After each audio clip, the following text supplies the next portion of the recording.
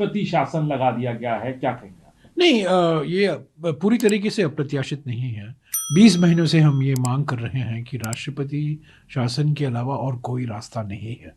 फरवरी 2022 को भारी बहुमत से बीजेपी और उनके सहयोगी पार्टी एनडीए को भारी बहुमत मिला मणिपुर में, पर 15 महीने के अंदर मणिपुर जलने लगा।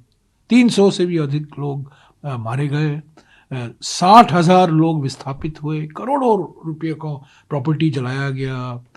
तो एक तरह से एक भय और वातावरण का, भय और शक का वातावरण पैदा किया गया अलग अलग समुदायों में।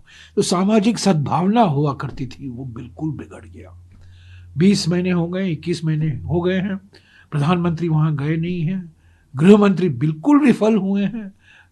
हमने अविश्वास प्रस्ताव लाया और एक दिन पहले, कुछ घंटे पहले ही मुख्यमंत्री ने अपना इस्तीफा दे दिया। मैं समझता हूँ सुप्रीम कोर्ट ने जो कहा था अगस्त 2023 को कि मणिपुर में संवैधानिक प्रणाली पूरी तरह से ध्वस्त हो चुकी है, ये सुप्रीम कोर्ट का शब्द है। सुप्रीम कोर्ट ने यह कहा था अगस्त 2023 को।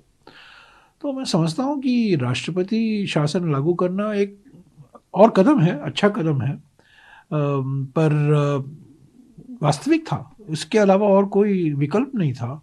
अभी क्या होगा हम कह नहीं सकते, पर एक बात बिल्कुल साफ है कि ये बीजेपी की राजनीति के कारण, विभाजनकारी राजनीति के कारण, ये डिवाइड एंड रूल के कारण ये सब मुसीबतें लोगों को सहना पड़ रहा है। और आज भी हम मांग करते हैं, राष्ट्रपति शासन तो लागू हो गया है। अभी मुझे जानकारी मिली है आज पार्लियामेंट में कि प्रधानमंत्री 23 या 24 को गुवाहाटी पहुंचने वाले हैं। वहाँ कष्ट करें वो प्रधानमंत्री, थोड़ा आधे घंटे का एयरक्राफ्ट लेकर इम्फाल जा सकते हैं, 1-2 दिन वहाँ रुकें, हीलिंग टच वहाँ की शुरुआत होनी चाहिए, सामाजिक सद्भावना लौटानी चाहिए मणिपुर में।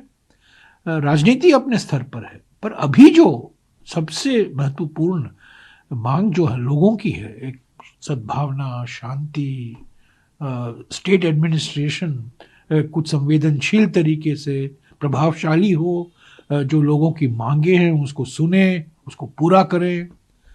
तो उम्मीदें तो बहुत हैं, पर सबसे बड़ी उम्मीद है कि प्रधानमंत्री जाएं।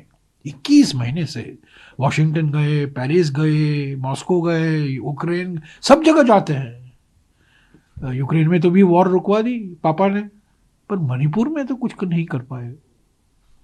बुनियादी सवाल, क्योंकि आप एक सीनियर पार्लियामेंटेरियन हैं, फॉर्मर मिनिस्टर हैं, अभी सत्र चल रहा है, अभी आज सत्र का पहला चरण का आखिरी दिन था। आप विपक्ष मांग कर रहा था मणिपुर की के मुद्दे पर बात करने की, एक ऑल पार्टी मीटिंग की, और नहीं कोई आज देखिए एक होता है तो बिल्कुल सत्र खत्म होते ही 20 महीने से कोई सर्वदलीय बैठक नहीं हुई है। प्रधानमंत्री ने अपने मुख्यमंत्री से बात नहीं की है, अपने सांसदों से बात नहीं की है।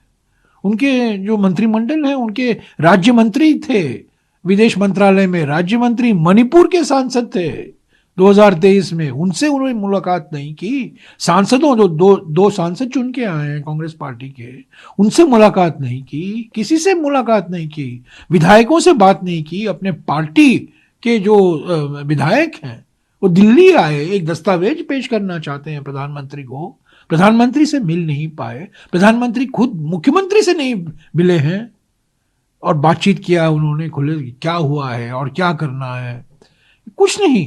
प्रधानमंत्री ने बिल्कुल चुप्पी अपनी तोड़ी नहीं है, शांत बैठे हुए हैं, दुनिया भर का भ्रमण कर रहे हैं, और गृहमंत्री को कहा है आप संभालो, और गृहमंत्री विफल हो गए। मिड टर्म बोल के आपको आसार दिखाई देते नहीं, अभी देखिए क्या होता है। कुछ दिन में हम हमारी पार्टी के नेताओं से हम बातचीत करेंगे।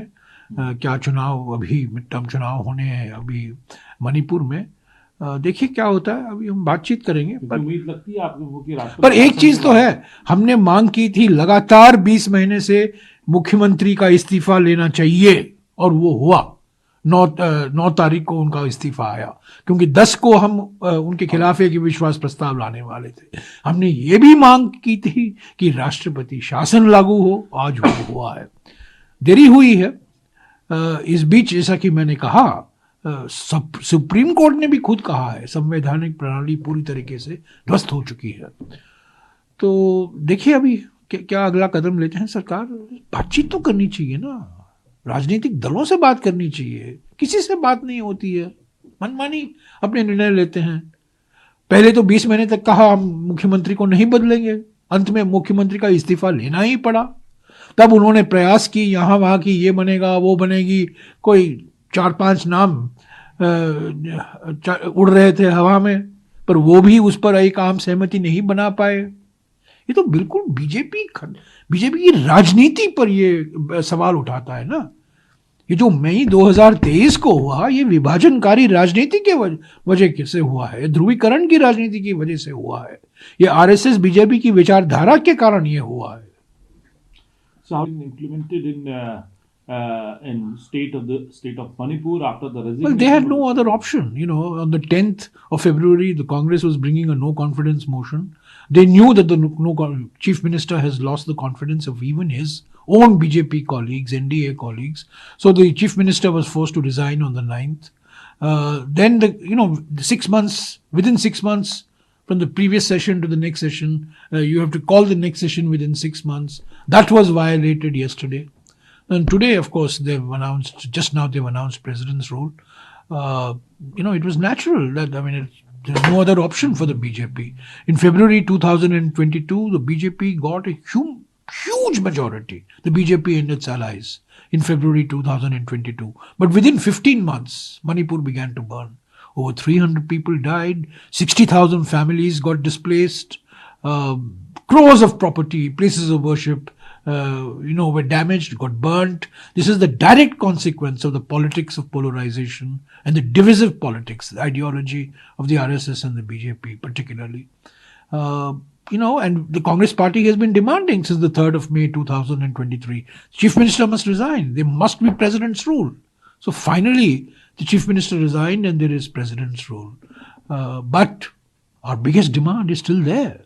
The Prime Minister, who's traveled all over the world, Vishwaguru, Vishwabandhu, all sorts of, in colorful attires, is going to different countries. He goes to different states, but he has not had the time or the inclination to go to Manipur. I am told on the 23rd or 24th of this month, he's in Guwahati. So we hope that he takes half an hour to fly to Imphal and spend a day or two to begin the process of reconciliation. People of Manipur are asking this question. Why is the Prime Minister deliberately ignoring and insulting the people of Manipur in this way? Why is he not going to Manipur? He has not met the CM of Manipur. He has not met the MLAs of Manipur. He has not met political parties in, national political parties. He has not met regional political parties.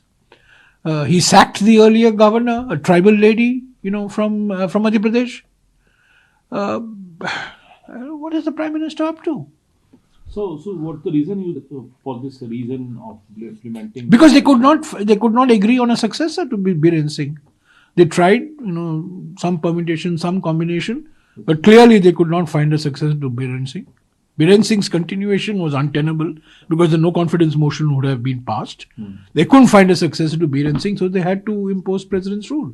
Let's see, we'll talk to our party colleagues, we'll have internal meetings, whether we should demand midterm polls in Manipur or not, that remains to be seen. We'll have to discuss this.